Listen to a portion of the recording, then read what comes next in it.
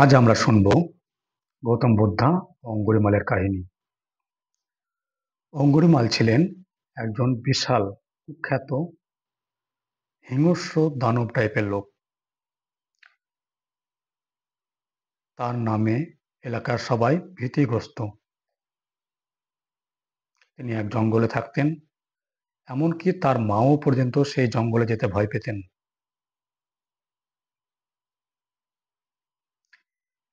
সেই জঙ্গলের ওপর দিয়ে কোনো মানুষ গেলে তাকে তিনি মারতেন ও আঙুল কেটে নিয়ে তার চিহ্ন হিসাবে গলায় মালাতে বেঁধে রাখতেন। যেহেতু তিনি আঙুলের মালা ধারণ করছিলেন, তাই তার নাম হয়েছিল অঙ্গুলিমাল। একদিন গৌতম বুদ্ধা ওই গ্রামের পাশ দিয়ে কোথায় যাচ্ছিলেন। সেখানে যদি টাইমে যেতে হয় তাহলে সেই জঙ্গলের ওপর দিয়ে যেতে হবে, আর নয়তো অনেকটা ঘুরে যেতে হবে, টাইম বেশি লাগবে। কিন্তু সেখানে পৌঁছানো, টাইমে পৌঁছানো খুবই ইম্পর্টেন্ট। সুতরাং গৌতম বুদ্ধা সেই জঙ্গলের ওপর দিয়ে যাওয়ারই ফেসলা করলেন। জঙ্গলে যখন ঢুকছেন তখন গ্রামের মানুষজন তাকে মানা করলেন, তাকে সচেতন করে দিলেন, বললেন এখানে এই জঙ্গলে একজন দস্যু থাকে যার নাম অঙ্গুলিমাল। এ প্রচণ্ড হিংস্র, কোনো মানুষ গেলে তাকে সে মেরে ফেলে, তার আঙুল কেটে নিয়ে গলায় ঝুলিয়ে রাখে। সে জঙ্গলের মধ্যেই থাকে এবং প্রচণ্ড প্রচণ্ড হিংস্র। ও কিন্তু গৌতম বুদ্ধার যেহেতু ওখানে যাওয়াটা, টাইমে পৌঁছানোটা ইম্পর্টেন্ট, তাই তিনি জঙ্গলের ভেতর দিয়ে যাওয়ারই ফেসলা করলেন একাকী। তিনি যখন হাঁটতে লাগলেন জঙ্গলের ভেতর দিয়ে, যাওয়ার সময় পথে হঠাৎ করে এক বিশাল দানব টাইপের প্রচণ্ড শক্তিশালী হিংস্র লোক তার সামনে এসে প্রস্তুত হলো। তখন অঙ্গুলিমাল তাকে জিজ্ঞেস করলো, তুই জানিস আমি কে?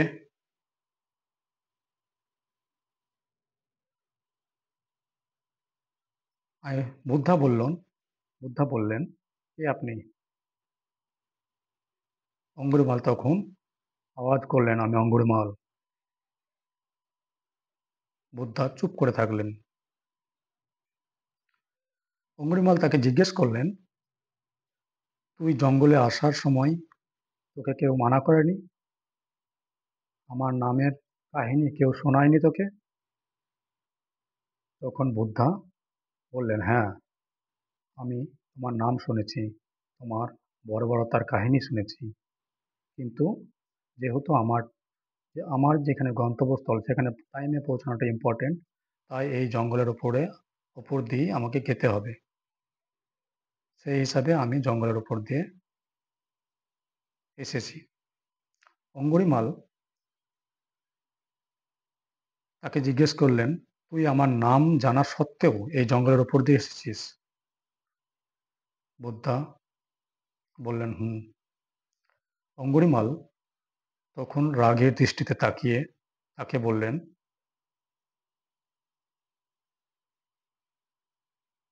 তুই যখন এসেছিস তোরও আমি এই হাল করব, ওই হাল করব, যে আমি বাকিদের করি, তোকে মারবো ও তোর আঙুল আমি গলায় ঝুলিয়ে রাখবো। আমার শক্তির কাছে তোর শক্তি কিছুই নয়, আর তোর কাছে তো কোনো অস্ত্রও নেই। বুদ্ধা চুপচাপ শান্তভাবে তার দিকে তাকিয়ে থাকতেন। অঙ্গুলিমাল অবাক হয়ে দেখলেন এত শান্ত মানুষ কিভাবে হতে পারে,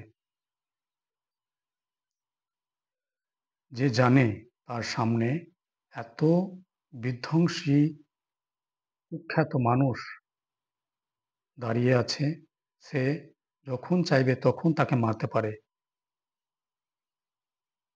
তা সত্ত্বেও তিনি এই রাস্তা দিয়ে এসেছেন, তার সামনে দাঁড়িয়ে আছেন এবং তার চোখে চোখ রেখে শান্তভাবে দাঁড়িয়ে আছে।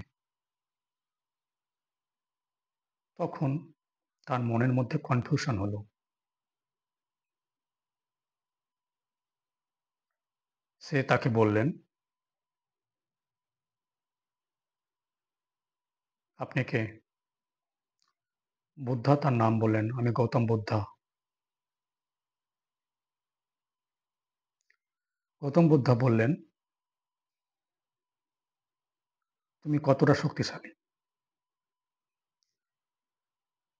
তখন তিনি বললেন, "আমি প্রচণ্ড শক্তিশালী।" সত্যিই সে প্রচণ্ড শক্তিশালী।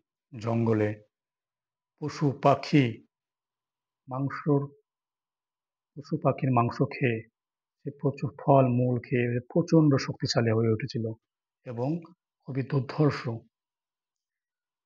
বুদ্ধা চুপচাপ নিচ থেকে একটা গাছের পাতা তুললেন, ছোট গাছের পড়ে যাওয়া পাতা তুললেন, তাকে দিলেন, বললেন, "এই পাতাটা এখান থেকে যেখান থেকে পড়ে গেছিল সেখানে পুনরায় লাগিয়ে দাও।" তখন দস্যু রত্নাকর সেই পাতাটা তুললেন, কিন্তু সেখানে তিনি লাগাতে পারলেন না বা বললেন, "এখানে লাগানো সম্ভব নয়।" তখন বুদ্ধা বললেন, "তুমি কতটা শক্তিশালী? একটা গাছের পাতা যেটা পুড়ে গেছে সেটাকে তো তুমি লাগাতে পারো না। আবার নিজেকে বলো প্রচণ্ড শক্তিশালী।" তখন দস্যু রত্নাকর বুঝতে পারলেন এ কোনো সাধারণ মানুষ না।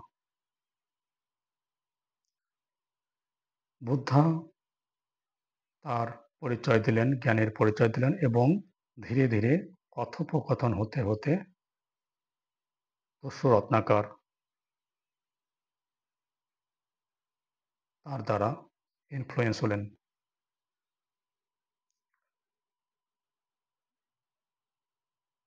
বুদ্ধা তখন তাকে ধর্মের রাস্তায় আসার সঠিক রাস্তায় আসার জন্য আহ্বান করলেন। আর শিষ্য হিসাবে ভালো রাস্তায় এসে বাকি লাইফটা সুন্দরভাবে কাটাবার আমন্ত্রণ দিলেন। তাকে বোঝালেন সমস্ত কিছু। অঙ্গুলিমাল সত্যিই তার কথাগুলো শুনে অবাক হয়ে তাকিয়ে থাকল। তার নিজের মধ্যে এক আলোড়নের সৃষ্টি হলো। সে এই যে জিনিসগুলো করছে সে কতটা খারাপ সে তখন বুঝতে পারল। নিজের মধ্যে অনুশোচনার সৃষ্টি হলো। সে তখন সে খারাপ রাস্তা ছেড়ে দিয়ে আঙুলের মালা ফেলে দিয়ে গৌতম বুদ্ধার শিষ্য হিসেবে এক নতুন জীবন চালু করলেন বা শুরু করলেন। সেখানে তার নাম হলো অহিংসা, অর্থাৎ হিংসার বিরুদ্ধে যিনি, অর্থাৎ শান্তির রাস্তায় চলেন যিনি। এভাবে এক দস্যু থেকে এক মহান মানুষের জন্ম হলো, গৌতম বুদ্ধা শিষ্য হিসাবে। Thank you.